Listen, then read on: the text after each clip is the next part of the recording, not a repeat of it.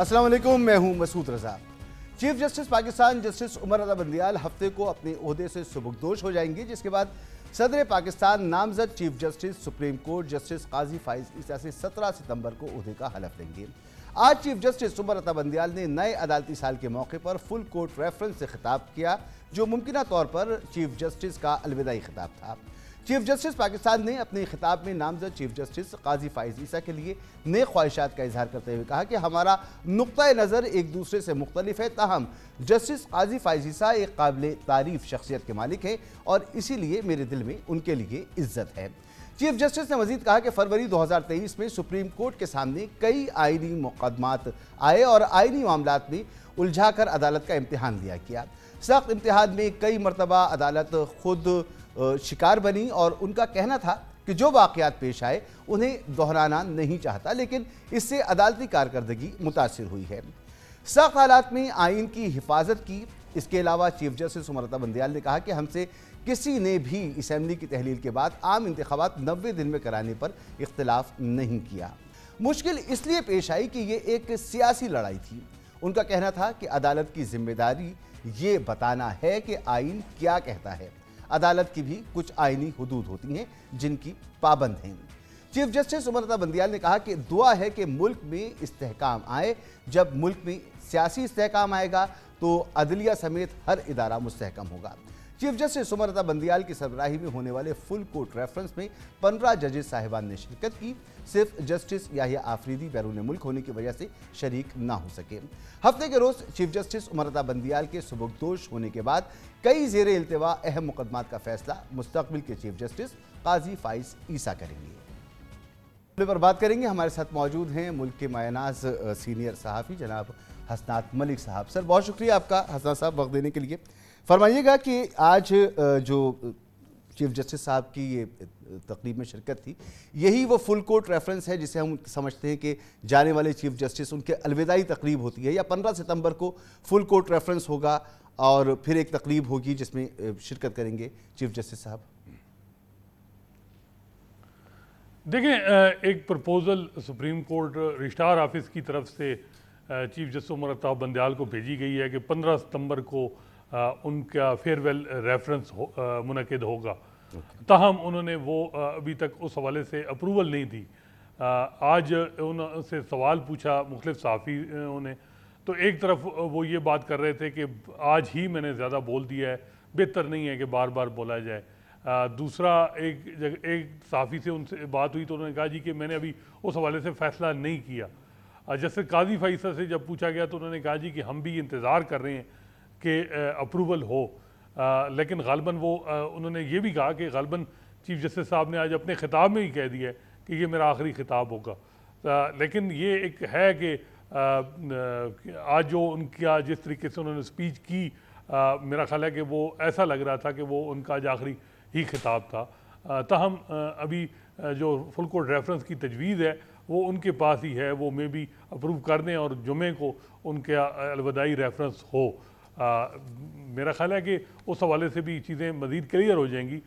एक supreme court में बड़ा एक जो तनाव रहा है जजेस के दरमियान, उसकी वजह से ही एक रिलेक्टेंस है कि जी, क्योंकि जब इनकमिंग चीफ जस्टिस होता है वो तकरीर करते हैं और वो आउट गोइंग चीफ जस्टिस की जो पूरा टेनोर है उस पे उसको भी जो है वो उनके फ़ैसलों पे भी वो बात करते हैं। इसके अलावा भी वो अपना अगला जो प्रायोरिटीज़ हैं वो बताते हैं।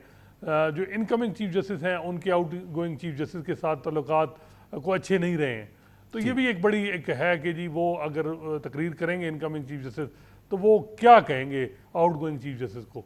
तो ग़ालिबन यही है कि इसी वजह से जो है वो इतना भी किया जा रहा है। लेकिन ये बात भी है कि कुछ जजेस उनको कह रहे हैं कि कोई ऐसा इशू, कोई किसी किस्म की बात नहीं होगी। जो है वो फुल कोर्ट रेफरेंस जो अलविदाई एक है वो होना चाहिए। ताहम एक जो है वो फेयरवेल डिनर का इनेकाद जो है वो सुप्रीम कोर्ट में है 14 सितंबर को, और वो उसकी शेड्यूल जो है वो जारी हो गया है। ठीक, अच्छा ये फरमाएं कि अब अपकमिंग चीफ जस्टिस जनाब काजी फाइज ईसा साहब, उनके लिए कौन से चैलेंजेस आप देख रहे हैं? आपने खुद जिक्र किया कि अभी जो सुप्रीम कोर्ट का माहौल रहा और फिर सियासी सूरत हाल का जिक्र अभी जो जाने वाले चीफ जस्टिस हैं वो कर रहे हैं, तो فوجی عدالتوں والا کیس ہے، اس کے علاوہ supreme court practice and procedure bill ہے، کئی اور اہم معاملات ہیں آئینی اور قانونی. تو یہ چیلنج ہوگا آنے والے اپ کمنگ چیف جسٹس کے لیے، جسٹس قاضی فائز عیسیٰ کے لیے. جسٹس قاضی فائز تقریباً ہم دیکھ رہے ہیں کہ اپریل کے تیسرے ہفتے سے کسی بینچ کا حصہ نہیں ہے. وہ سمجھتے ہیں کہ supreme court practice and procedure act کا فیصلہ ہونا چاہیے.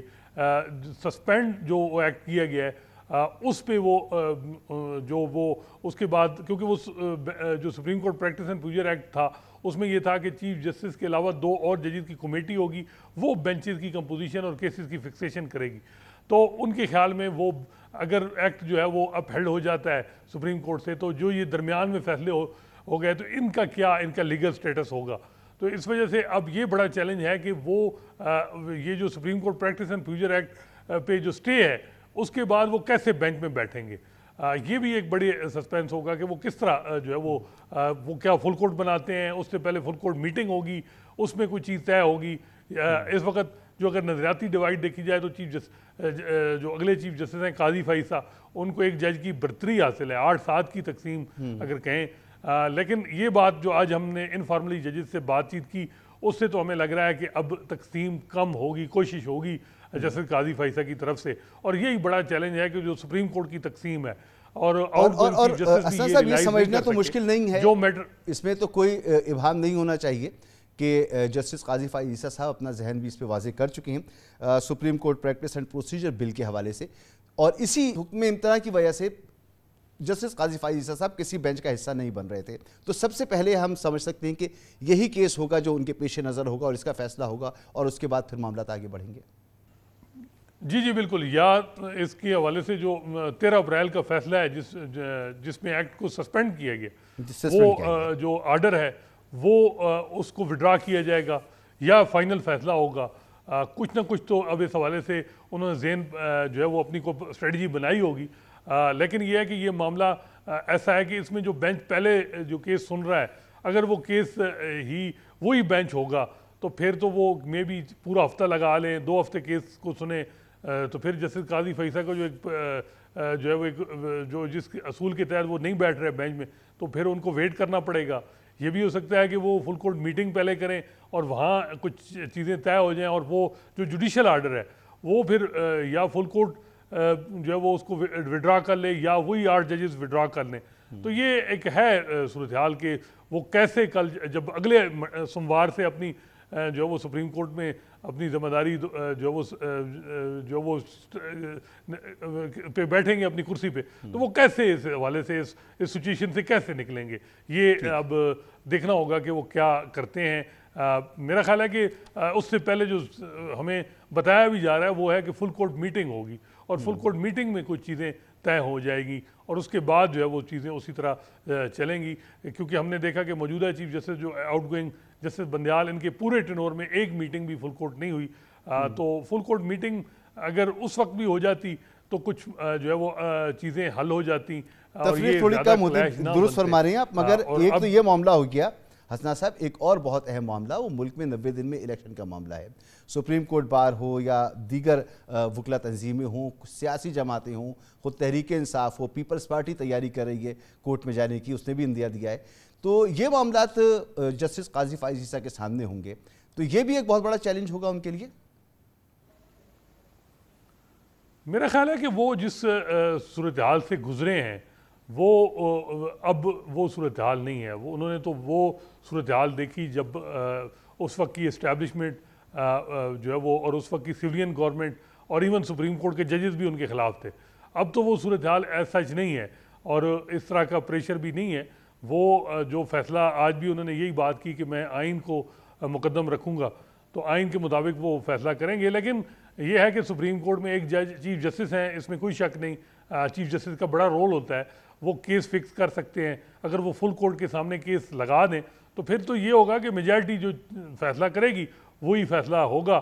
اور غالب امکان ہے کہ میں بھی ڈیلیمیٹیشن کا ٹائم دے دیا جائے اور اس کے بعد ایک ڈیٹ کی جائے کہ جلد از جلد الیکشن ہو.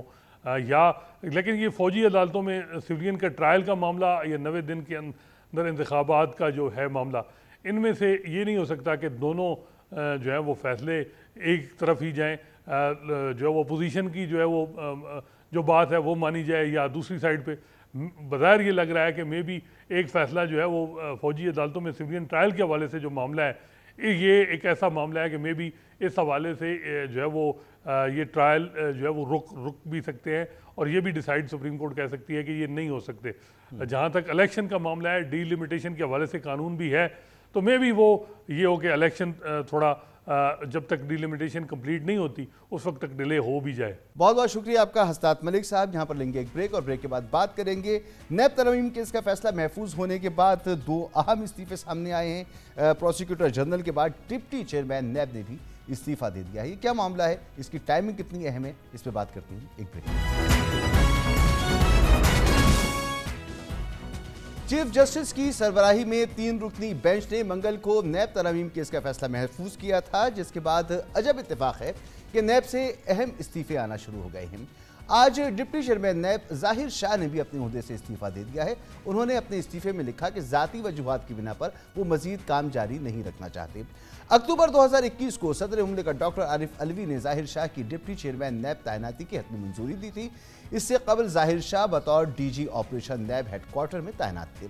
दिलचस्प बात यह है कि 2 रोज़ कबल प्रोसिक्यूटर जनरल नैब जस्टिस रिटायर्ड सैयद असगर हैदर भी अपने ओहदे से मुस्तफ़ी हो गए थे। हालांकि उनकी मुद्दत मुलाजमत फरवरी 2024 में मुकम्मल होना थी। उन्होंने भी इस्तीफे की बुनियाद ज़ाती वजूहात को करार दिया था। फरवरी 2021 में पीटीआई हुकूमत ने सैयद असगर हैदर की मुद्दत मुलाजमत में 3 साल की तौसील दी थी, जबकि इस साल फरवरी में आफ्ताब सुल्तान के मुस्ताफ़ी होने के बाद ज़ाहिर शाह को कायम मकाम चेयरमैन नैब की जिम्मेदारियां सौंपी गई थीं, जिसके बाद 1 माह बाद हुकूमत ने लेफ्टिनेंट जनरल रिटायर्ड नज़ीर अहमद को चेयरमैन नैब तैनात कर दिया था। इस साल फरवरी में शहबाज हुकूमत के दौर में चेयरमैन नैब आफ्ताब सुल्तान ने के अचानक मुस्ताफ़ी होने के बाद ये खबरें सामने आई थी कि आफ्ताब सुल्तान पर कुछ केसेस और गिरफ्तारियों के लिए दबाव था, लेकिन उन्होंने इनकार कर दिया था। इस वक्त भी वज़ीर आज़म हाउस से जारी बयान में आफ्ताब सुल्तान के इस्तीफे की बुनियाद ज़ाती वजूहात को करार दिया गया था। इस सारा क्या मामला है, इस पर हम बात करेंगे। हमारे साथ मौजूद हैं आमिर सईद अब्बासी, हमारे नुमाइंदा खुसूसी। बहुत बहुत शुक्रिया आमिर आपका।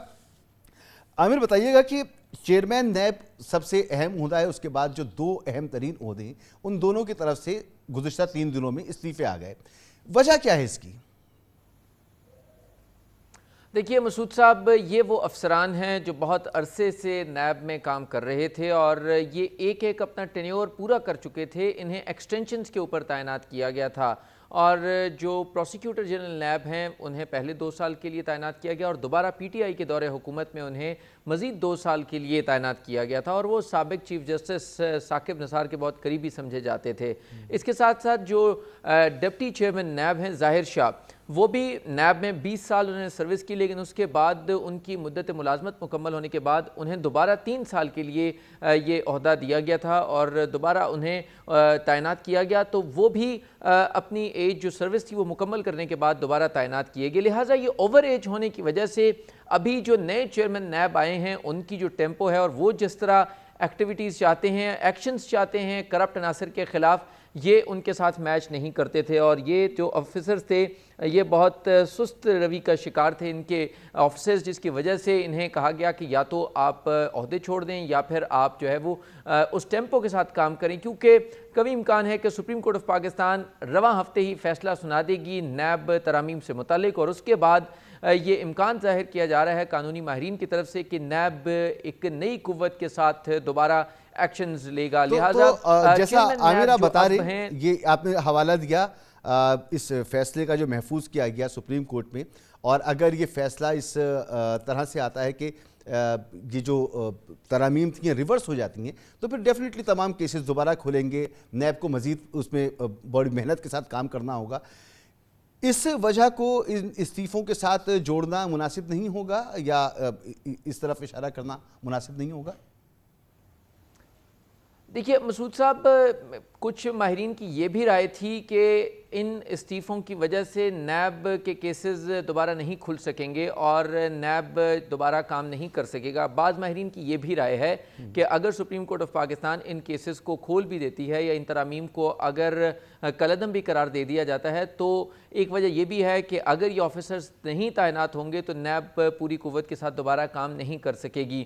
لیکن دوسری طرف یہ بھی ایک حقیقت ہے کہ جو چیئرمین نیب ہیں وہ اپنی ٹیم لے کر آنا چاہتے تھے اور اسی وجہ سے یہ کلیدی عہدے ہیں جس میں پروسیکیوٹر جنرل نیب قانون میں ترمیم کے بعد بہت زیادہ اختیار والا عہدہ ہے, با اختیار عہدہ ہے, اور اس کے ساتھ ساتھ ڈپٹی چیئرمین نیب کا بھی. لہٰذا چیئرمین نیب جو ہیں وہ اب اس میں اپنے لوگوں کو تعینات کرنا چاہتے ہیں اور اپنے قریبی لوگوں کو جن کے ساتھ وہ نیب میں مزید قوت کے ساتھ کام کر سکیں. لہٰذا اس حوالے سے جتنے بھی لوگ اس احتساب کے مرحلے میں یا احتساب کی ویو میں اس سے پہلے بھی منسلک رہے ان سب کا یہ خیال ہے کہ آنے والے دنوں میں نیب پوری قوت کے ساتھ ان کیسز کو دوبارہ اوپن کرنے جا رہا ہے اور نیب میں بہت تیزی سے ان تمام کیسز کی انویسٹیگیشن, انکوائریز اور ریفرنسز فائل ہوں گے. لہٰذا قوی امکان ہے کہ چیئرمین نیب اپنی ٹیم کے ساتھ آئیں گے اور دوبارہ قوت کے ساتھ نیب ان تمام کرپٹ عناصر کے خلاف کارروائی کرے گی, کیونکہ اس حوالے سے جو تمام تر اختیارات ہیں نئی اپوائنٹمنٹس کے وہ چیئرمین نیب کے پاس ہیں. وہ نام وزیراعظم کو بھیجیں گے اور وزیراعظم پھر ان دونوں کلیدی عہدوں پر تعیناتیاں کریں گے. لہٰذا یہ امکان ظاہر کیا جا رہا ہے کہ آنے والے دنوں میں احتساب کا ایک نیا دور شروع ہوگا اور اس احتساب کے دور میں جو تمام اہم آئینی عہدے ہیں جس میں پروسیکیوٹر جنرل ہیں اور ڈپٹی چیئرمین نیب ہیں, اس میں جو چیئرمین نیب ہیں وہ اپنے مرضی کے لوگوں کو لانا چاہتے ہیں اور جس کی وجہ سے تاکہ تمام جو کرپٹ عناصر ہیں ان کے خلاف سخت کارروائی کی جا سکے. یہ بھی بتائیں کہ چیف جسٹس جناب عمر عطا بندیال صاحب, اب ان کی ریٹائرمنٹ کا وقت قریب آ رہا ہے, انہوں نے برملا اس بات کا اظہار کیا کہ وہ اپنی ریٹائرمنٹ سے پہلے ایک شارٹ اینڈ سویٹ آرڈر دیں گے اور یہ فیصلہ سنا کر جائیں گے. تو جو آپ نے ہیئرنگ سنی, جس طرح کے ریمارکس آتے رہے, کیا اندازہ لگایا جا سکتا ہے کہ کس طرح کا فیصلہ جو ہے وہ متوقع ہے اور یہ کب تک سنا دیا جائے گا؟ مسعود صاحب, بہت کلیئرٹی کے ساتھ ریمارکس آتے رہے. اس بینچ کے 3 ارکان ہیں, ججز ہیں, اور 3 میں سے 2 ججز جس میں چیف جسٹس آف پاکستان اور جسٹس اعجاز الاحسن کی یہ رائے تھی کہ یہ جو قانون تھا جس میں نیب کے اختیارات کو کم کیا گیا یہ آئین سے متصادم ہے اور ان کو کسی بھی صورت اجازت نہیں دی جا سکتی کہ کرپٹ عناصر کے خلاف اتنے بڑے لیول کے اوپر ان کو چھوٹ دے دی جائے. دوسری طرف جسٹس منصور علی شاہ کا اختلاف رہا اور انہوں نے یہ کہا کہ اس میں تمام تر جو اختیار ہے وہ پارلیمنٹ کا ہے اور پارلیمنٹ ہی بہرحال طے کر سکتی ہے کہ احتساب کس کا اور کب اور کیسے کرنا ہے. لہٰذا عدالت کو اس میں مداخلت نہیں کرنی چاہیے. لہٰذا قوی امکان ہے کہ فیصلہ 2-1 سے آئے گا. اس میں یہ امکان ظاہر کیا جا رہا ہے قانونی ماہرین کی طرف سے کہ اس میں ڈائسنٹ بھی آئے گا اور 2 ججز کی یہ رائے رہی ہے کہ نیب قوانین میں ترمیم کر کے بہت کھلی چھوٹ دے دی گئی کرپٹ عناصر کو, ان کو اس طرح کھلی چھوٹ نہیں دی جا سکتی اور بہت بڑے پیمانے کے اوپر جو کرپشن کے کیسز ہیں ان کو بند کر دیا گیا اور ذاتی فائدے کے لیے قانون سازی کی گئی. لہٰذا سپریم کورٹ آف پاکستان اس حوالے سے جو فیصلہ جاری کرے گی اس میں قوی امکان ہے کہ 2-1 سے یہ فیصلہ آئے گا اور اس میں ان ترامیم کو برقرار رکھنا شاید سپریم کورٹ آف پاکستان کے لیے ممکن نہیں ہے. لہٰذا قوی امکان ہے کہ رواں ہفتے ہی supreme court of Pakistan chief justice Umar Ata Bandial us case کے حوالے سے فیصلہ جاری کر دیں گے اور جو اہم ترین شکیں ہیں جس میں بہت زیادہ چھوٹ دی گئی, جس میں 50 کروڑ کی لمٹ مقرر کی گئی, جس میں پبلک آفس ہولڈر کی ڈیفینیشن کو تبدیل کیا گیا, جس میں مختلف طریقوں سے جو اہم کرپشن کے کیسز تھے ان کو بند کرنے کی منظوری دی گئی اور بند کرنے کا فیصلہ کیا گیا, ان کو سپریم کورٹ آف پاکستان کسی صورت برقرار نہیں رکھنے دے گی اور کبھی امکان ہے کہ ان ترامیم کو کالعدم قرار دے دیا جائے. رواں ہفتے ہی اس فیصلے کا آنے کا امکان ہے. چیف جسٹس کی سربراہی میں بینچ اپنا فیصلہ سنائے گا. جیسا آپ نے بتایا کہ کیا کیا کچھ واپس ہو سکتا ہے اور کس طرح سے یہ ایسڈ بیون مین والا معاملہ بھی تھا کہ 50 کروڑ کی آپ نے بات کی, تو جیسے ہی اگر ہم توقع کر رہے ہیں اور آپ نے بھی ساری ہیئرنگز دیکھی ہیں اور بادی النظر میں لگتا بھی یہی ہے کہ فیصلہ اسی طرح سے آئے گا. اگر ایسا فیصلہ آتا ہے تو جو کیسز مختلف ڈپارٹمنٹس کو چلے گئے تھے, کچھ FIA کو, کچھ دوسری جگہوں پر, تو یہ سب واپس آ جائیں گے نیب میں. اور جیسا آپ کہہ رہے ہیں کہ چیئرمین نیب اپنی نئی ٹیم تیار کر رہے ہیں, تازہ دم ہو رہے ہیں, بھرپور طریقے سے ایک احتساب کا عمل شروع کرنے کی تیاری ہے. جی مسعود صاحب, اس سے پہلے عدالت بارہا پوچھتی رہی نیب حکام سے کہ جو کیسز ریٹرن ہوئے تھے احتساب عدالتوں سے اس نئے قانون کے بعد ان میں کیا پیش رفت ہوئی ہے, ان کو کن فورمز پر بھجوایا گیا تو پتہ یہ چلا کہ وہ تمام کیسز جو احتساب عدالتوں سے واپس آئے تھے وہ بلاک ہیں، صرف نیب کے آفس میں پڑے ہیں، ان میں کوئی پیش رفت نہیں ہوئی، نہ کسی متعلقہ فورم پر بھیجے گئے، نہ ہی اس میں کوئی اہم پیش رفت کی گئی، نہ کسی کرپٹ عناصر کے خلاف کوئی کارروائی کی گئی۔ یہی وہ بنیادی سوال تھا جس میں یہ کہا گیا کہ ان تمام کیسز کو ایک قانون سازی کے ذریعے کیسے بند کیا جا سکتا ہے، اور ایسا ہی ہوا کہ تمام کیسز اس وقت بھی رکے ہوئے ہیں۔ مجموعی طور کے اوپر 1170 ریفرنسز تھے جب نیب فل آب و تاب کے ساتھ جب یہ کیسز کر رہا تھا۔ 1300 ارب روپے مالیت کے کرپشن کے یہ کیسز تھے، اور اس میں سے 700 ارب روپے مالیت کے جو کرپشن کیسز ہیں وہ یا تو ریٹرن ہو چکے ہیں یا بند ہو چکے ہیں، اور بہت بڑے پیمانے کے اوپر لوگوں کو چھوٹ دی گئی اور بڑے پیمانے پر کیسز ختم ہوئے۔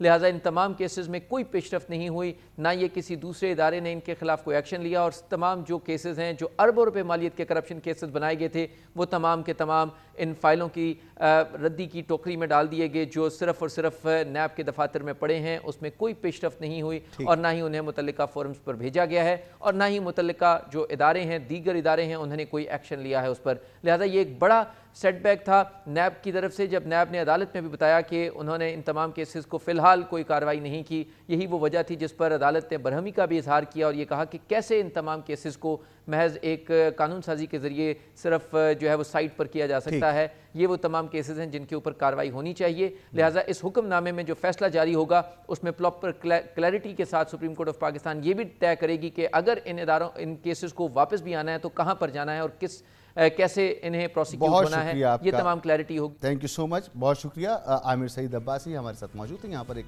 نیوز بریک جس کے بعد پروگرام جاری رہے گا۔ پاکستان کی بیمار معیشت کی بحالی کے لیے پچھلا ایک ہفتہ ملک کی تاریخ کا بہترین اثاثہ ثابت ہو رہا ہے۔ Army chief general Asim Munir نے قوم سے وعدہ کیا تھا کہ پوری ریاستی قوت استعمال کرنا پڑی تو معیشت کی بحالی کے لیے بروئے کار لائی جائے گی، اور ملک سے ڈالر کی سٹے بازی، افغان اور ایران بارڈر سے اسمگلنگ، بجلی کی چوری، چینی کی ذخیرہ اندوزی اور ناجائز منافع خوری کے خلاف سخت کریک ڈاؤن کیا جائے گا۔ قرائن و شواہد نے ثابت کیا ہے کہ ایسا ہی ہو رہا ہے۔ ملک بھر میں بھرپور کریک ڈاؤن جاری ہے، پکڑ دھکڑ ہو رہی ہے، مقدمات کا اندراج ہو رہا ہے۔ اوپن مارکیٹ میں ڈالر 11% قدر کھو چکا ہے۔ چینی اپنی بلند ترین قیمت سے 25 روپے کلو تک سستی ہو چکی ہے۔ بجلی چوری کے خلاف کارروائی جاری ہے۔ 8 کروڑ یونٹس کی چوری کا سراغ لگایا گیا ہے۔ اہم بات یہ ہے کہ بیک وقت کراچی سے خیبر تک حوالہ ہنڈی اور سٹے بازی سے ڈالر کی مصنوعی قلت پیدا کرنے والوں کے خلاف گھیرا تنگ کیا گیا ہے۔ صرف 7 کاروباری دنوں میں اوپن مارکیٹ میں ڈالر 334 روپے سے کم ہو کر 301 روپے پر آ چکا ہے، اور ایک ہفتے میں روپے کی قدر میں 33 روپے اور 11% کا اضافہ کسی چمتکار سے کم نہیں ہے۔ اس وقت اوپن مارکیٹ میں ڈالر انٹر بینک سے بھی 16 پیسے سستا ہو چکا ہے۔ صرافہ بازار میں بھگدڑ مچی ہوئی ہے۔ ایک طرف ایک ہفتے میں 100 گرام کے سونے کے بسکٹ کی قیمت 3 لاکھ روپے اس میں کمی آ چکی ہے، اور اس کی قیمت کم ہوئی ہے۔ خیال رہے کہ نگراں وزیر اعظم انوار الحق کاکڑ اور army chief general Asim Munir کی قیادت میں معیشت بحالی کے تحت پچھلے 3 دنوں کے دوران 2 دن SIFC کے گھنٹوں طویل اجلاس ہوئے، جس میں اقتصادی بحالی کے اقدامات پر غور کیا گیا، معاشی ناسور کی بے کنی کے لیے کئی آپشنز زیر بحث آئے اور نئی سرمایہ کاری کے روڈ میپ کا جائزہ لیا گیا۔ اجلاس میں ایک نئی ویزا پالیسی بھی متعارف کرائی گئی جس کا مقصد خلیجی ممالک کو سرمایہ کاری کے لیے راغب کرنا ہے۔ حوصلہ افزا بات یہ ہے کہ ایک جانب پاکستان میں غیر ملکی انویسٹمنٹ کا خوشگوار ماحول پیدا کیا جا رہا ہے تو دوسری جانب غیر قانونی سرگرمیوں سے قومی خزانے کو نقصان پہنچانے والوں کو قانون کے شکنجے میں کسا جا رہا ہے۔ ایک ہفتے میں سینکڑوں چھاپے مارے گئے ہیں۔ خبریں ہیں کہ غیر قانونی سرگرمیوں میں ملوث درجنوں افراد کو گرفتار بھی کیا گیا ہے۔ یقیناً army chief general Asim Munir ایک مائنڈ سیٹ کے تحت معیشت بچاؤ پاکستان بچاؤ مشن کی خود قیادت کر رہے ہیں، اور پوری ریاست پاکستان اس عزم مصمم میں ان کی شراکت دار ہے۔ معیشت بحالی کے اس سفر میں اگر پاکستان کی غیر دستاویزی معیشت دستاویزی ہو جائے اور ٹیکس چوری کلچر کا بھی قلعہ ہو جائے تو ملک بلکہ پوری قوم کے وارے نیارے ہو سکتے ہیں۔ اس تمام صورتحال پہ بات کریں گے۔ ہمارے ساتھ موجود ہیں جناب محترم ظفر مسعود صاحب، صدر ہیں بینک آف پنجاب کے، اور عمار ایچ خان صاحب، ماہر معاشی امور۔ آپ دونوں مہمانوں کا بہت بہت شکریہ۔ ظفر مصطفی آپ فرمائیے کہ یہ جو آپریشن ہو رہا ہے اور جس قوت کے ساتھ ہو رہا ہے، آرمی چیف ایک خاص مائنڈ سیٹ کے ساتھ اور پھر نگراں حکومت ان کے ساتھ کھڑی ہوئی ہے اور پوری قوم کی نظریں اس پر لگی ہوئی ہیں، یہ تمام معاملات تو ہمیشہ ہونے چاہیے، ایڈمنسٹریٹو معاملات ہیں، شروع کیے گئے بہت طویل عرصے کے بعد اور اس کے بڑے اچھے نتائج سامنے آ رہے ہیں. کتنا لانگ لاسٹنگ آپ کو یہ معلوم ہوتا ہے؟ اس کو ہونا چاہیے لانگ لاسٹنگ، چلنا چاہیے، اور یہ معاملات کتنا لانگ لاسٹنگ چلیں گے؟ جی بہت شکریہ مسعود صاحب. دیکھیے یہ تو سٹارٹنگ پوائنٹ ہے as far as I am concern. یہ تو ابھی جس کو کہتے ہیں نا کہ ابھی تو صرف اس کی ابتدا ہوئی ہے. اس کے لیے پوری قوم کی ریزولوشن کی بڑی ضرورت ہے اور سپورٹ کی بڑی ضرورت ہے، کیونکہ ان چیزوں کا بیک لیش بھی آتا ہے. یہ ایک آپ نے جو کریک ڈاؤن کیا ہے، یہ کریک ڈاؤن جو ہے یہ ایک اس گروپ کے اوپر کیا گیا ہے کہ جو بہت پاورفل گروپ ہے اور جو بہت انفلوئنشل گروپ ہے. سو اس پہ جو بائی ان ہے جو پبلک کی، وہ بہت ضروری ہے کہ وہ اس پہ آئے تاکہ اس کی سسٹینیبلٹی رہے. مگر کچھ ایسے میجرز ابھی بھی ہیں جو ہمیں لینے پڑیں گے اور لینے چاہیے، جو ہمیں ہیلپ کریں گے ان ٹرمز آف میکنگ شیور کہ یہ چیز سسٹینیبل رہے for a longer period of time. ہم نے دیکھا ہے ریگولیٹر نے بہت زبردست کام کیا اسٹیٹ بینک آف پاکستان نے، جو صرف اسی بات کے اوپر کہ جو انہوں نے تھوڑا سا اسکرو ٹائٹ کیا آن دا منی چینجرز، اسی کی وجہ سے ہی خالی ہم نے جو دیکھا اس میں کس طرح جو ہے وہ ریٹ نیچے آیا ہے. اسی طرح اگر آپ دیکھیں تو جو ہم نے بجلی کے معاملے میں صرف ابھی ایک موو ہی کیا ہے کہ ہم یہ تھریفٹ کے اگینسٹ جائیں گے، اور ہمیں نظر آنے لگا کہ دیکھیں یہ سب چیزیں انٹر لنکڈ ہیں مسعود صاحب. ہمیں یہ سمجھنا پڑے گا کہ یہ ساری چیزیں hoarding smuggling, this is all interlinked because that all leads to higher inflation and affordability کے لوگوں کا مسئلہ ہوتا ہے، اور پھر اس کے بعد تھیفٹ شروع ہوتی ہے اور ڈیفالٹ شروع ہوتے ہیں. میرے خیال سے 2-4 اور ایسے میجرز چھوٹے چھوٹے ہیں جن کی ضرورت ہے. جتنا زیادہ سے زیادہ ہم کیش کی ٹرانزیکشنز جو ہیں وہ ختم کر سکتے ہیں، وہ ہمیں بہت ہیلپ کریں گی ان ٹرمز آف سسٹیننگ دس جو امپرومنٹ ہم نے ابھی دیکھی ہے. ابھی بھی میرے خیال سے جو کیش کی حد تک ہم تھوڑا سے لبرل ہیں، ہمیں اور ٹائٹ ہونا پڑے گا وہاں پر. ہمیں اس بات کے لیے بھی ذرا تھوڑا سا زیادہ ایکٹیولی کام کرنا پڑے گا کہ ہم فار ایگزامپل گیس اور بجلی کی جو چوری ہے اس کو کس طرح روک سکتے ہیں. سو نیٹ میٹرنگ کا کانسیپٹ ایک ہے جس میں تھوڑا ٹائم لگے گا. انفارچونیٹلی انرجی سیکٹر میں کوئی بھی سولوشن جو ہے وہ شارٹ ٹرم نہیں ہوتا، وہ مڈل ٹو لانگ ٹرم ہوتا ہے. لیکن جو ایک امیڈیٹ سولوشن آ سکتا ہے وہ یہ آ سکتا ہے کہ جو ہم جس کو ہم الیکٹرانک کریڈٹ انفارمیشن بیورو کہتے ہیں، وہاں پر جو ڈیفالٹرز ہیں آف گیس اینڈ الیکٹریسٹی، ان کا ڈیٹا بھی شیئر کیا جائے اور ان کے اراؤنڈ جو ہے وہ گھیرا تنگ کیا جائے کہ ان کو نہ کریڈٹ کارڈ ملیں اور نہ ان کو بینک لونز ملیں فار ایگزامپل. تو اس طرح کے میجرز کی ابھی بھی ضرورت ہے ٹو میک شیور کہ this goes in and this sinks in and remain a sustainable effort. ٹھیک ہے، میں جب واپس آپ کے پاس آتا ہوں تو اس پہ پوچھوں گا کہ اور کیا میجرز ہو سکتے ہیں. اور جیسا کہ آپ نے کہا کہ ابھی تو کام شروع ہوا ہے، تو یقینی طور پر بہت کچھ کرنے کی ضرورت ہے. عمار صاحب، ایک کریکشن کا عمل شروع ہو چکا ہے ملکی معیشت اور اس کے نظام میں. بجلی کے بھی ذکر کر رہے تھے جیسے عمار صاحب، تو یہ انرجی سیکٹر میں اس میں کون کون سی شعبے ایسی ہیں جہاں پر فوری طور پر دیکھنے کی ضرورت ہے؟ لینڈ لاسز ہیں، چوری ہے، یہ سارے معاملات تو ہیں، ڈسکوز کے معاملات ہیں. تو جہاں سے کام شروع ہوا ہے صحیح شروع ہوا ہے اور مزید اس میں کتنی گنجائش ہے؟ دیکھیں جہاں سے کام شروع ہوا ہے ابھی تو بہت بالکل جیسے ظفر صاحب نے بولا شروعات ہے اس چیز کی. 8 ملین یونٹ کی بات ہے. ہم اگر تقریباً سمجھیں کوئی 18 سے 20% جو ہم یونٹ بناتے ہیں وہ ہمارے ضائع ہو جاتے ہیں، اس کا کوئی بل نہیں دیتا. بہت سارا جو ہے عمل ابھی باقی ہے. اس وقت ہمیں یہ کرنا ہے جب تک ہمارے جو ڈسٹریبیوشن کمپنیز کے جو لاسز ہیں وہ 7 یا 8% تک نہیں آ جائیں. ابھی جو ہے وہ تقریباً 20% کے قریب ہیں. اور اگر یہ 8 ملین یونٹ تو کچھ بھی نہیں ہوتے، مطلب کہتے ہیں نا یہ کہ راؤنڈنگ ایرر بھی نہیں ہے، 0.1% یا 0.2% کے برابر ہوگا. تو بہت زیادہ کام کرنے کی ضرورت ہے اور بہت زیادہ ایک جیسے کہتے ہیں انیشیٹو کے ساتھ اس کو لینے کی ضرورت ہے کہ آگے تک کانسٹنٹلی اس چیز کو کرتے رہیں. اگر وہی ابھی دائرہ آپ نے جیسے بولا ٹائٹ کیا، تھوڑا سا آگے جائیں گے لوز ہو جائیں گے، پھر سے وہ چیز شروع ہو جائے گی.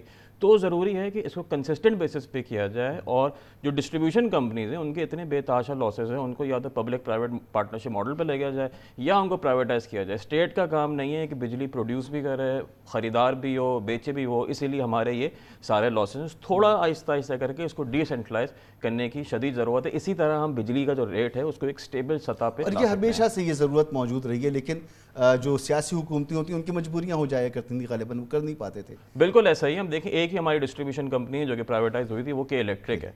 उसके अलावा जो है कोई आज तक नहीं हो पाई, और के इलेक्ट्रिक की बड़ी मुश्किल प्राइवेटाइजेशन थी, मगर वो हुई। अगर चाहें तो अभी भी प्राइवेटाइज इन कंपनियों कर सकते हैं। प्राइवेटाइज नहीं भी करें तो एक पब्लिक प्राइवेट पार्टनरशिप के तहत ज़रूर इन चीज़ों को जो है बेहतर किया जा सकता है। दुनिया भर में कंपनी चलती हैं, ऐसा नहीं कि अनोखा काम हम नहीं कर रहे, ये भी इंशाल्लाह इंप्रूव हो सकती है। ठीक है अमर साहब, जैसा आपने फरमाया, जफ़र मसूद साहब आप फरमाइएगा, आपने बात की कि कैश पर हमारे यहाँ जो करेंसी सर्कुलेशन है हमारे यहाँ बहुत ज़्यादा है, तो इस चीज़ को ख़त्म करने के लिए, इसको डिस्करेज करने के लिए हमें कौन से इक़दाम लेने की ज़रूरत है? क्योंकि इसके लिए तो फिर सिस्टम चाहिए, लोगों में अवेयरनेस चाहिए, इसके लिए तो IT सेक्टर को भी आगे आना होगा। तो ये काम कैसे शुरू हो सकता है और कितनी जल्दी हम इस पर काबू पा सकते हैं? अच्छा मसूद साहब, आपने ये वो सवाल पूछ लिया जिसके ऊपर पूरा एक प्रोग्राम हो सकता है। एक्चुअली करेंसी इन सर्कुलेशन तो इतना गंभीर मामला है कि इसको रिजॉल्व करने के लिए एक बहुत ज़्यादा वक्त चाहिए और बहुत ज़्यादा इस पे ब्रेनस्टॉर्मिंग की ज़रूरत है, बिकॉज इसका कोई ऐसा सोल्यूशन नहीं है कि जो हम कहें कि एक tried and tested available solution कहीं मौजूद है जिसको हम रेप्लिकेट कर सकते हैं। बट फॉर एग्ज़ाम्पल हमारे पड़ोस में अभी इंडिया में हमने वहाँ देखा कि उन्होंने जो है किस तरह उन्होंने टेक्नोलॉजी का इस्तेमाल करते हुए जो है वो इसको हैंडल करने की कोशिश की। उन्होंने कोशिश जो है वो डीमोनेटाइजेशन की भी की, मगर वो बैकफायर कर गया क्योंकि वो ज़्यादा अच्छी तरह प्लान नहीं था। करेंसी इन सर्कुलेशन वहाँ 7.7% थी जब वो उन्होंने डीमोनेटाइजेशन किए तो उस पर तकरीबन 10% थी, वो 7.7% पे आ गई थी और अब वो बढ़ के दोबारा 11.5% पे चली गई है। सो लिहाजा वो जो करेंसी इन सर्कुलेशन वाला मामला है वो ज़रा काफ़ी कॉम्प्लेक्स मामला है और वो उसके अंदर बहुत सारे फैसेट्स इन्वॉल्व हैं। So for example IT is one particular facet, but उसके साथ कुछ फिस्कल मेजर्स की भी ज़रूरत है। फॉर एग्जांपल अगर आप देखेंगे कि इस वक्त टैक्सेशन का हमारा जो निज़ाम है उसमें भी हमें कुछ इस्लाहात लाने की ज़रूरत है कि हम लोगों को इनकरेज करें कि वो बैंक्स की तरफ आएँ और डिपॉजिट रखें। इंटरेस्टिंगली इनफ जो आखिरी डेटा हमारे पास मौजूद है, अब कल आएगा latest data state bank of Pakistan का, उसके अंदर डिपॉजिट्स जो हैं वो तकरीबन 1 ट्रिलियन से कम हुए और वो उसकी वजह पिछले 8 हफ्ते में 2 महीने में उसकी वजह जो है वो टैक्सेशन जो हमने नया टैक्स लगाया है on the cash withdrawals and all, उसकी वजह लगती है। और उसकी वजह ये भी है, और उसमें इंटरेस्टिंगली इनफ जो करेंसी सर्कुलेशन है वो भी नीचे आया है, मगर वो नीचे आने की वजह एक टेम्पररी लगती है हमें, क्योंकि फ़िलहाल वो पैसे जो हैं वो बैंकों में गए हैं और नॉर्मली हमने देखा है ट्रेंड क्लोजर टू ये जो ईद का टाइम आता है उसके आसपास इस तरह की चीज़ें होती हैं। बट ये सारी टेम्पररी चीज़ें हैं, इनको परमानेंटली ले जाने के लिए हमें कुछ फिस्कल मेजर्स करने पड़ेंगे, कुछ टेक्नोलॉजी का इस्तेमाल करना पड़ेगा, कुछ हमें और मज़ीद ऐसे एरियाज़ हैं जिनको ज़्यादा अट्रैक्टिव बनाना पड़ेगा। फॉर एग्जांपल जो हमारे सेविंग रेट्स हैं उनको हमें और ज़्यादा अट्रैक्टिव बनाना पड़ेगा। नेशनल सेविंग्स जो है उसको ज़्यादा फाल करने की ज़रूरत पड़ेगी।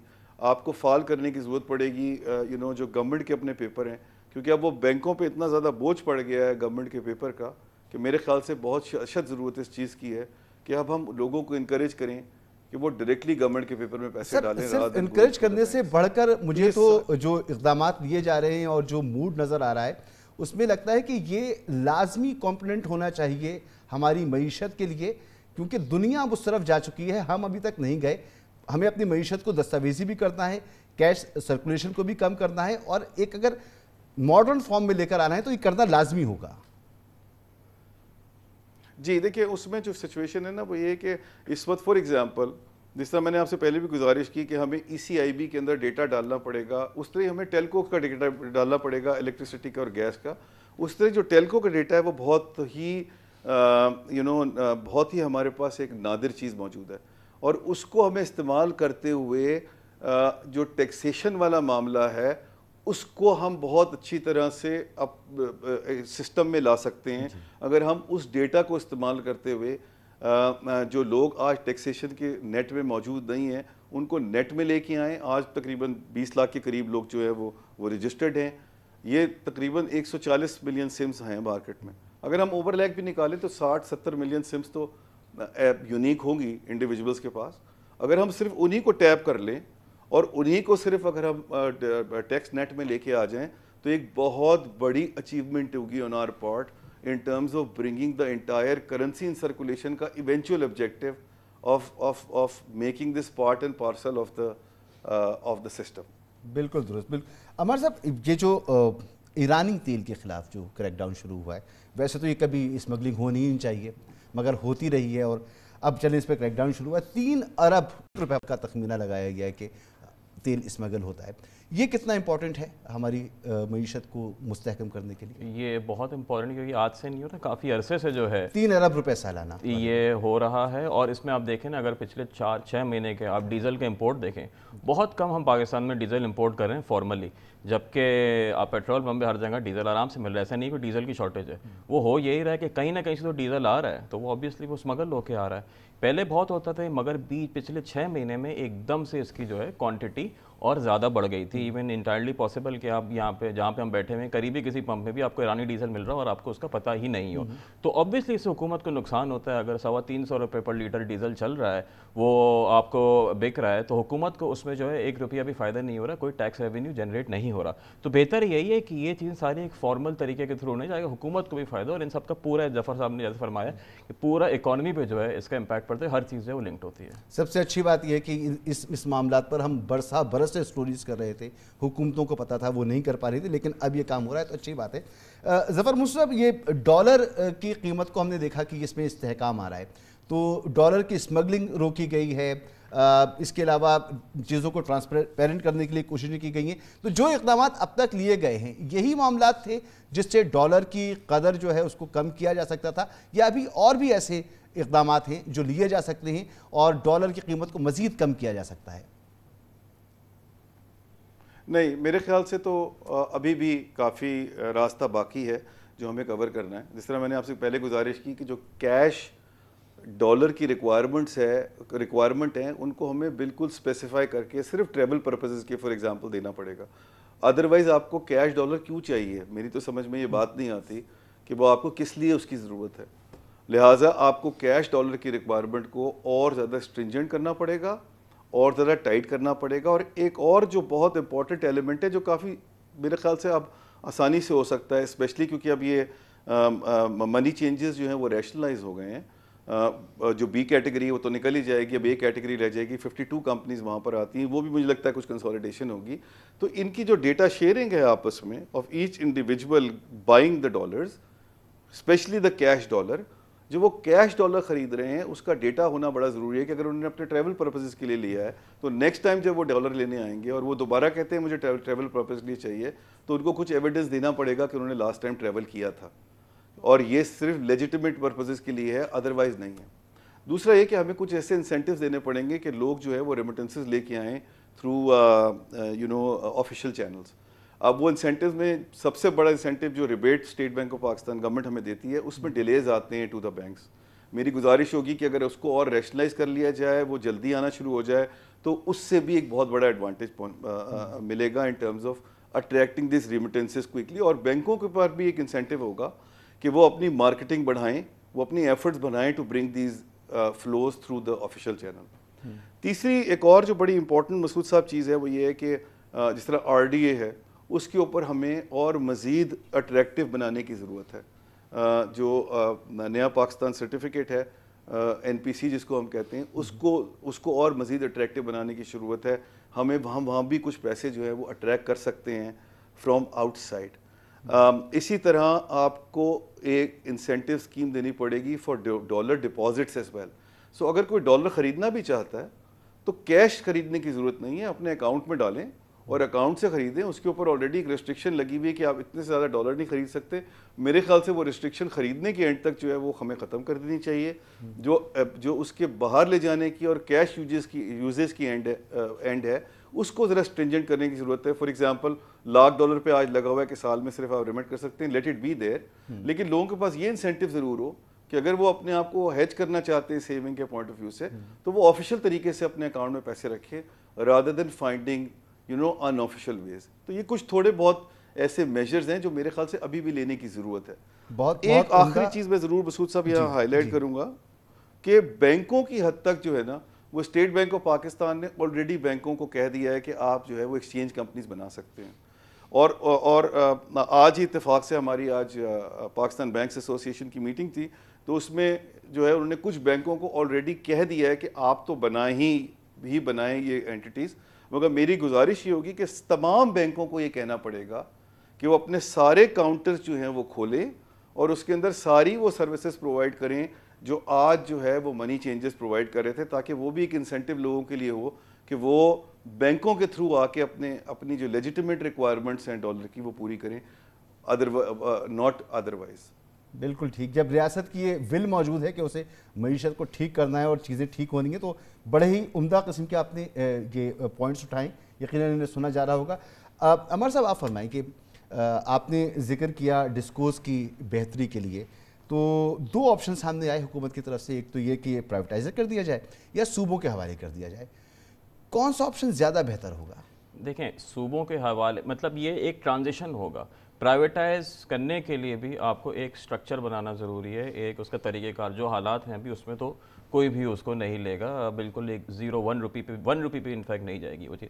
پہلے اس کا آئیڈیل طریقہ یہ ہوگا کہ صوبوں کے حوالے کیا جائے, کیونکہ بہت ساری سبسڈیز اس کے تھرو جا رہی ہیں. ان سبسڈیز کو جو ہے جو NFC ہے اس سے لنک کیا جائے تاکہ فیڈرل کے پاس سپیس کھولے, اور پھر صوبوں کے جو ہے وہ ڈیسیجن ہو کہ وہ پبلک پرائیویٹ میں جائیں یا پرائیویٹائز کریں, تو تاکہ مینجمنٹ بھی جو ہو وہ صوبوں کے لیول پر ہو. اگر اس میں بھی یہی ہوگا کہ جی پرائیویٹائز کر دی مگر پھر بھی فیڈرل گورنمنٹ ہی کی اس میں شیئر ہولڈنگ ہوگی, تو وہ ساری چیز جو ہے صحیح طرح نہیں چل پائے گی. تو بہتر یہ ہے کہ پہلے صوبوں کے پاس جائے, صوبوں کے ساتھ ایک پلان جو ہے وہ اگری ہو, پھر اس کے بعد وہ ایک پبلک پرائیویٹ پارٹنر کے چکر پہ جائے. تو basically this needs to be at least 2 to 3 year plan. یہ وہ چیز نہیں جو کہ اوور نائٹ ہو جائے, مگر آج سے اگر 2 سال 3 سال کے پلان کے ساتھ چلے جائیں گے, 2 سال کے اینڈ تک میرے خیال سے ایک بہتر اسٹرکچر نظر آ جائے گا ہمیں. اب یہ جو معیشت کی بہتری کے اقدامات ہیں, اس کے ساتھ ساتھ عوام کے لیے بھی ایک بڑا مسئلہ ہے. ایک تو سرکولر ڈیٹ کی وجہ سے ہمارے بجلی کے پرائسز, اب حکومت گیس کی طرف بھی دیکھ رہی ہے اور گیس کے پرائسز جو ہے ان کی بڑھانے کی بھی بات ہو رہی ہے. لازمی بھی ہے, ناگزیر بھی ہے. یہ کتنا بڑا پین ہوگا پبلک کے لیے, اور اس کو کس طرح سے حکومت اس میں کوئی ریلیف دے سکتی ہے؟ دیکھیں یہ جو گیس کی پرائسز تھیں یہ آج سے 3 سال پہلے بڑھ جانی چاہیے تھیں. جب بار بار ہم ایک چیز کو ڈیفر کرتے ہیں تو پین جو ہے ہم آگے کی طرف کر دیتے ہیں, اور جتنا ڈیفر کرتے ہیں اتنا بڑا پین ہو جاتا ہے. ایک چھوٹی سی مثال دوں, ہم آپ کے اور ہمارے گھر میں جو گیس آتی ہے اس کی قیمت بنتی ہے تقریباً کوئی $1.5. حکومت جو بازار سے جا کے انٹرنیشنل مارکیٹ سے گیس لیتی ہے اس کی بنتی ہے $12.5 سے $13. تو یہ جو ڈفرینس ہے یہ ٹیکس پیئر ہی بھر رہا ہے سرکولر ڈیٹ کے تھرو. تو بہتر یہ ہے کہ آپ جو ایک فیئر پرائز ہے اس کی, جو ایک ویٹڈ پرائز ہے اسی کے ساتھ چارج کریں تاکہ لوگ اپنے حساب سے ڈیسیجن لے سکیں. ابھی ہو یہ رہا ہے کہ $1.5 تو پرائز ہے, جو آپ کا بل آتا ہے وہ 150 سے 200 روپے پر MMBTU کے حساب سے آپ کی ایک پرائز بنتی ہے, مگر گیس تب بھی نہیں آتی. تو لوگ LPG استعمال کرتے ہیں, LPG اس سے زیادہ مہنگی ہے. تو بہتر یہ اس کو آپ فیئرلی ایک چیز کی قیمت اس کی لگائیں تاکہ سب کے گھر میں گیس آئے, اور جس کو جتنی استعمال کرنی ہے اسی قیمت دے. جب ہم یہ کرتے ہیں کہ جی ایک کو ہم $1 کی دے رہے ہیں, خود $12 کی خرید رہے ہیں, تو اس میں ڈسٹورشن آتی ہے, اس میں سب کا نقصان ہوتا ہے. ٹھیک. ظفر محمد صاحب, یہ SIFC کی جو اجلاس یہ جو عمار صاحب نے فرمایا ہے, جی فرمائیں. یہ جو عمار صاحب نے فرمایا, میں ذرا اسی میں ایک چیز ایڈ کرنا چاہوں گا. ویسے تو خیر عمار صاحب ہمیشہ اتنی کمپریہنسو بات کرتے ہیں کہ آپ کو اس کو روم ہی نہیں ہوتا مزید کچھ کہنے کا. آپ دونوں کی ایک بات میں آگے بڑھانا چاہوں گا, واضح ہوتی ہے. نہیں عمار صاحب تو بہت is a master of the energy sector. دیکھیے میں آپ کو گزارش کروں, ایک جو بہت بڑا چیلنج ہمارے پاس یہ سرکولر ڈیٹ اسپیشلی گیس کا, کیونکہ آپ نے ذکر کیا, وہ موجود ہے.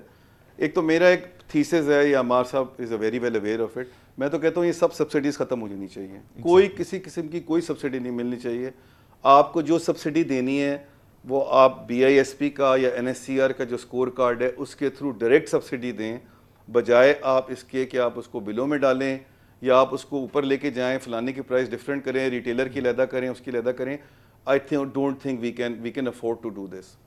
اور میں آپ کو اس معاملے میں ایک ایگزامپل دینا چاہتا ہوں کہ چائنا میں فار ایگزامپل اتنی سردی کے باوجود بھی ان کے پاس ریٹیلرز کے لیے گیس نہیں تھی. انہوں نے وہ ڈائیورٹ کیے until 2001 ڈائیورٹ کیے ٹو دا انڈسٹری, بیکاز وہ پرائرٹی تھی اور یہ نہیں تھی. اور آج ان کی سچویشن بالکل الٹی ہے.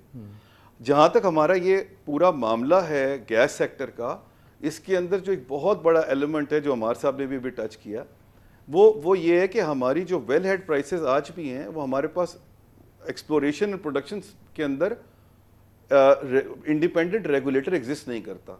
हमें इमीडिएटली एक रेगुलेटर की ज़रूरत है जो हर वेल की और हर फील्ड की प्राइस को डिटरमिन करे, ताकि अगर फॉर एग्जांपल हमें एक फील्ड जो आज हम नहीं एक्सप्लोर कर पा रहे हैं क्योंकि उसकी वेल हेड प्राइस जो हमें गवर्नमेंट से मिल रही है वो $5 है और उसकी एक्सप्लोरेशन जो है वो $9 मिलती है, वो आज भी हमें सस्ता पड़ेगा देन $11-11.5 की जो हम LNG मंगवाएंगे। Therefore it is important कि हम इसको भी रोबस्ट करें।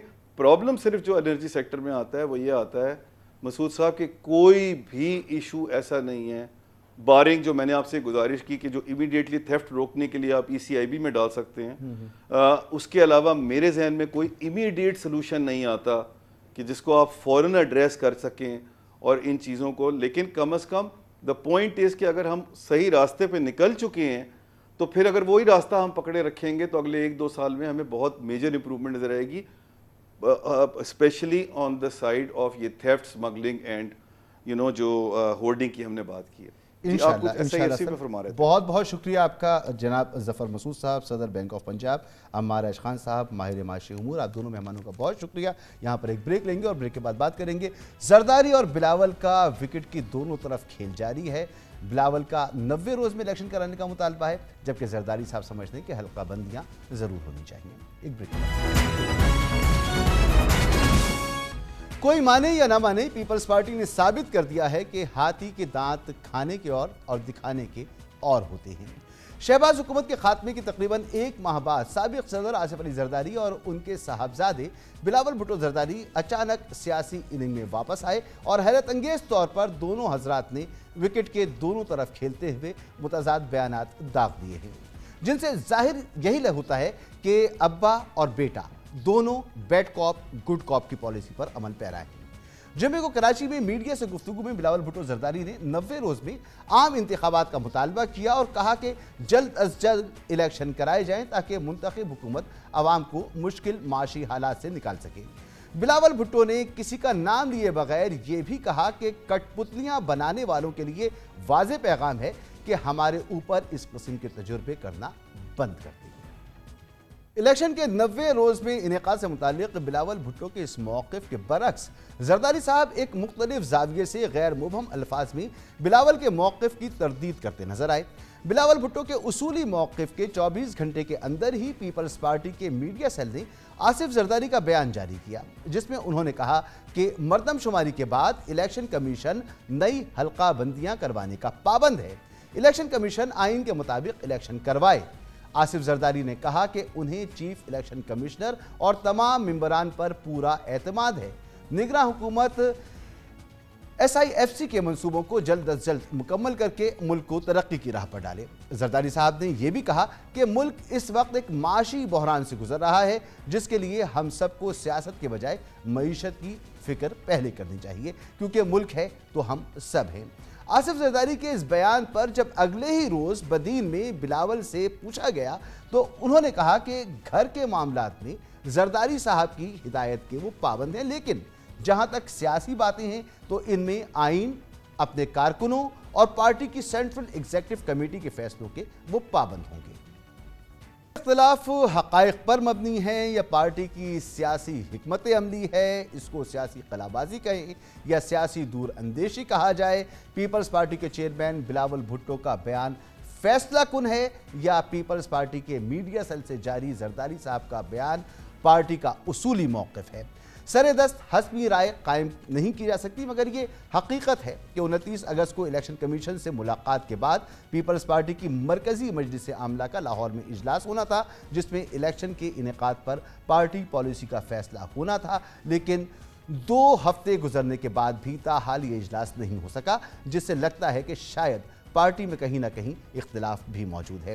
ताहम ये नहीं कहा जा सकता कि मुतजाद बयानात की वजह से पीपल्स पार्टी में कोई दरारें पड़ रही हैं। दरअसल जरदारी साहब मुक़्तदर हलकों को खुश रखना चाहते हैं, जबकि बिलावल भुट्टो अवामी हमदर्दी, पीपल्स पार्टी के वोट बैंक और जमहूरी इक़्तिदार की पासदारी का तासुर देने के लिए 90 दिन में इलेक्शन के ख्वाहां हैं। इस पूरी बहस पर सिर्फ ये एक सवाल बारी है कि अगर 90 रोज़ में इलेक्शन पीपल्स पार्टी की तरजीह थे तो नई मरदमशुमारी की तौसीक़ में नून लीग के शाना जाना बचाना पीपल्स पार्टी क्यों थी।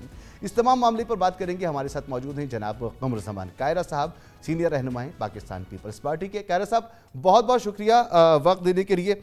सर, किसके मौक़िफ़ को उसूली माना जाए, पार्टी का फ़ैसला माना जाए? बिलावल साहब कह रहे हैं कि मैं CEC के फ़ैसले को अहमियत देता हूँ, जरदारी साहब की बात घर पे बांधने का पाबंद हूँ। जरदारी साहब कह रहे हैं कि जी इलेक्शन कमीशन हल्का बंदियाँ करे, पहले हमें मईशत की फ़िक्र करनी चाहिए और फिर उसके बाद इलेक्शन की तरफ जाना चाहिए। वो 90 दिन की इलेक्शन की बात नहीं कर रहे बिलावल साहब, 90 दिन के इलेक्शन की बात कर रहे हैं। मैंने आपका इंट्रो सुना और मुझे यूं लगा कि आपने पीपल्स पार्टी के खिलाफ एक पूरा मुकदमा खड़ा किया है कि पीपल्स पार्टी ने किसी बयान के अंदर कोई दोई पैदा की है और उससे कोई बेनिफिट लेने की कोशिश है।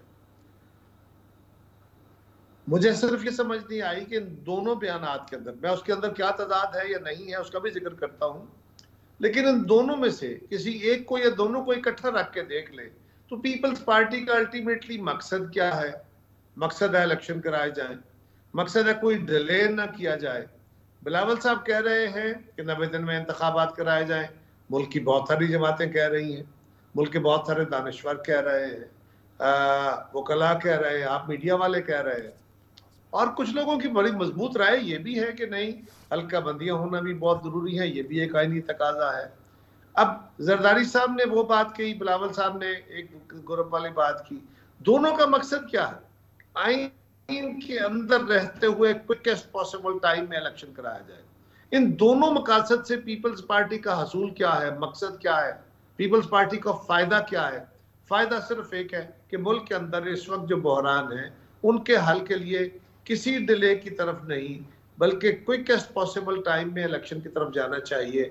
हमारी पार्टी की उस CEC का जिसका आपने जिक्र फरमाया, उसके बाद हमारा वफद, बाकी जमातों की तरह हमारा वफद भी इलेक्शन कमीशन से मिला और हमारी गुजारिशात हमने वहाँ रखी। उसके नतीजे में इलेक्शन कमीशन ने हमारी गुजारिशात पे कान धरते हुए ये किया कि जो हल्का बंदियों का अमल था उसको जितना मुमकिन था शॉर्टन कर दिया, यानी 15 दिन 16 दिन उसको कम कर दिया और कम करने की कोशिश करनी चाहिए। इसी तरह इलेक्शन का इनेकाद 3 महीने की बजाय 90 डेज है ना कि टोटल, लेकिन 90 डेज से कबल भी हो सकता है, वो 60 डेज में भी हो सकता है। सो काम ये है कि इसको क्विकेस्ट पॉसिबल टाइम में इलेक्शन कराया जाए, fair, free and transparent election कराया जाए। अब या तो पीपल्स पार्टी का कोई फायदा हो, यानी अगर डिले कराने में फायदा हो तो पीपल्स पार्टी का हम कहें कि जी हाँ पीपल्स पार्टी के फायदे की बात है, और जल्दी कराने का कोई फायदा हो तो भी हमें समझ आए कि जी ये बयान जो दिया गया है ऐसा कुछ नहीं है। एक बयान करने की एक तरतीब है, दोनों आइन के रास्ते। सो मेरी गुजारिश ये होगी कि हमें क्विकेस्ट पॉसिबल टाइम में इलेक्शन चाहिए, ये पीपल्स पार्टी का मुतालबा है। बाकी इसके अंदर अगर कोई इख्तलाफ आपको नजर आ रहा है तो इंशाअल्लाह इसी हफ्ते, मगर सर ये तो समझा दीजिए ना, जैसे आपने इलेक्शन कमीशन से भी मुलाकात की तो इलेक्शन कमीशन ने बता दिया जी 15-16 दिन हम पीछे आ गए, तो ये तो 90 दिन से आगे की बात जा रही है। तो ये 90 दिन के आगे से बात जाने वाली जो मामला है ये बिलावल साहब को पता होगा, मगर बिलावल साहब ने जोर देकर कहा कि जी 90 दिन आईनी मुद्दत है, इसी में इलेक्शन चाहिए। जरदारी साहब ने कहा कि नहीं जी हल्का बंदियाँ हो जाएं, मईशत पर की फिक्र होनी चाहिए, ये मामला आगे जाता है तो उनको इसमें मसला नहीं है। और फिर उसके बाद अगले ही दिन बिलावल साहब ने कह दिया कि जी जरदारी साहब की बात में घर पे मानने का पाबंद हूँ, पार्टी की अगर कोई बात करनी है तो CEC में आकर बात करेंगे। एक मेरी गुजारिश सुनिए, हमेशा सवालों के जवाब और जो आंसर्स होते हैं उनको देखना चाहिए। एक मेरा ख्याल है, मैंने अपनी राय जाहिर की है, एक आप मुझ पे सवाल कर रहे हैं और आप कहते हैं कि जी ये जो है अगर ऐसा हुआ तो क्या करेंगे, तो मैं अपनी राय दूंगा। ये लाजिम नहीं है मेरी उस राय को, ये मेरी राय नहीं होगी, मैं उसको एक सवाल के अमकानी जवाब की सूरत में पार्टी का मैं मौक़िफ़ जानना चाह रहा हूं, आपकी राय दुरुस्त है या जरदारी साहब की राय, पार्टी कहां खड़ी है? मैं वही बताता हूँ पार्टी कहां। तो उसके जवाब में उन्होंने कहा कि मैं तो पार्टी की सेंट्रल एग्जीक्यूटिव कमेटी की राय का पाबंद हूँ या पार्टी की राय का पाबंद हूँ, और घर के अंदर यकीनन वो घर के बड़े हैं उनकी राय का पाबंद हूँ। बिलावल साहब की अपनी राय सेंट्रल एग्जीक्यूटिव के अंदर राय होती है, वहां अगर मेजॉरिटी की राय प्रिवेल करती है तो वो भी अपनी राय बदल लेते हैं। ان کی رائے کو یہ نہیں ہوتا کہ جی لازم ایک دفعہ انہوں نے رائے دے دی تو وہ ختم اور کوئی بول نہیں سکتا. نہیں, بڑی وہاں اوپن اور ڈیموکریٹک ڈیبیٹ ہوتی ہے. سو میری رائے یہ ہے, میرا خیال یہ ہے کہ ہماری سینٹرل ایگزیکٹو کمیٹی کی میٹنگ انشاءاللہ اسی ویک میں ہونے والی ہے. اس کے اندر یہ جو ابہام آپ کو محسوس ہوا, ہمیں تو نہیں, لیکن اگر آپ کو محسوس ہوا تو اس کا جواب بھی آئے گا. اور میں پھر کہوں گا کہ اس دونوں صورتحال کو سامنے رکھے تو پیپلز پارٹی کا صرف ایک فائدہ, ایک مطالبہ ہے, اور وہ مطالبہ باقی جماعتیں بھی اس ملک کی ہیں, اور وہ یہ ہے کہ جلد از جلد الیکشن کرایا جائے. اس پہ کسی کو اختلاف نہیں. سر, سینٹرل ایگزیکٹو کمیٹی کا جو آپ کی میٹنگ ہوئی, بلاول صاحب نے اسی کا حوالہ دیا اور اس میں سینٹرل ایگزیکٹو کمیٹی یہ فیصلہ کر چکی ہے کہ 90 دن میں الیکشن ہونے چاہیے. بلاول صاحب اسی کو دوہرا رہے ہیں اور زرداری صاحب ایک دوسری بات کہہ رہے ہیں. تو آپ یہاں پر کس کی بات کو کہیں گے کہ یہ بات پارٹی کی پالیسی ہے؟ میں غلط یا تصحیح کی بات نہیں کر رہا, میں تو یہ کہہ رہا ہوں کہ جمعہ یا ہفتے والے دن ہماری امکانی طور پہ سی ایس سی کی میٹنگ ہے. اس پہ یہ بات ضرور دیکھی جائے گی, اس پہ طے کیا جائے گا کہ کیا درست, کیا غلط ہے, یا کیا ہونا چاہیے, ہمارے فائدے میں کیا ہے, پاکستان کے مفاد میں کیا ہے, ڈیموکریٹک پروسیس کو آگے بڑھانے کے لیے یعنی کیا ضروری ہے. بلاول صاحب یا زرداری صاحب دونوں کی ہی بات جو ہے وہ حتمی نہیں ہے, ایک اور میٹنگ کی ضرورت ہے. گزشتہ سینٹرل ایگزیکٹو کمیٹی کی میٹنگ کا جو فیصلہ تھا وہ اس میں ابہام ہے. میں یہ نہیں کہہ رہا, میں کہہ رہا ہوں کہ ایک سینٹرل ایگزیکٹو کمیٹی کی میٹنگ ہوئی, اس کے بعد ایک اعلامیہ جاری ہوا, وہ اعلامیہ آؤٹ کم تھا, اس میں کوئی ابہام نہیں ہے. اور اس کے بعد یہ جو آپ کے خیال میں ایک ابہام پیدا ہوا ہے, میری نظر میں نہیں ہے. میری نظر میں تو یہ ہے کہ کوئی کس پاسبل ٹائم میں الیکشن ہونا چاہیے, اور آئینی طور پہ ہی دونوں باتیں آئین کی ہو رہی ہیں, آئین کے اندر رہتے ہوئے ہونا چاہیے. لیکن اگر ہے تو اس کو انشاءاللہ تعالی ہم جمعے یا ہفتے والے دن یہ معاملہ ایڈریس ہو جائے گا, پھر ہم آپ کو بتا دیں گے کہ یہ کیا اس کا مقصد تھا. کیونکہ میری ابھی زرداری صاحب سے نہ بات ہو پائی, نہ ملاقات ہو پائی. سو یہ ان سے ملاقات ہونے کے بعد پتہ چل پائے گا. تو ہم بجائے اس کے کہ ہم اس کے اوپر اپنی ٹامک ٹوئیاں میں ماروں, تو مجھے چاہیے کہ میں اپنی لیڈرشپ سے پھر اس پہ بات کر لوں گا, اور وہ سی سی میں ہو جائے گی, آپ کو بتائیں گے. ٹھیک ہے. اچھا, جیسے زرداری صاحب کہہ رہے ہیں کہ مشترکہ مفادات کونسل میں جو فیصلے ہوئے اس کے بعد الیکشن کمیشن کی آئینی ذمہ داری ہے کہ وہ نئی حلقہ بندیاں کرے, تو آپ اس بات سے اتفاق کرتے ہیں کہ نئی حلقہ بندیاں ہونی چاہیے, جس کے نتیجے میں الیکشن کمیشن کہہ چکا ہے کہ الیکشن 90 دن میں نہیں ہو پائیں گے؟ دیکھیے, میری رائے میری جماعت کی رائے ہے. میں اپنی انڈیویجول رائے اپنی جماعت کے اندر دیتا ہوں. اس وقت میری وہ رائے ہے جو میری پارٹی کی رائے ہے, اس سے ہٹ کے رائے دینے کا مجھے استحقاق اپنی جماعت کے اندر ہے. سر, پارٹی کے آپ کے دو موقف آ رہے ہیں نا, یہی تو جاننا چاہ رہے ہیں. ایک موقف ہے 90 دن کا اور ایک موقف ہے حلقہ بندیوں کے بعد کا. تو زرداری صاحب کا موقف پارٹی کا موقف ہے, بلاول صاحب کا موقف پارٹی کا موقف ہے. میں عرض کرتا ہوں کہ اسی کو میں نے کہا کہ ہم اگلی میٹنگ کے اندر طے کر کے آپ کو بتائیں گے.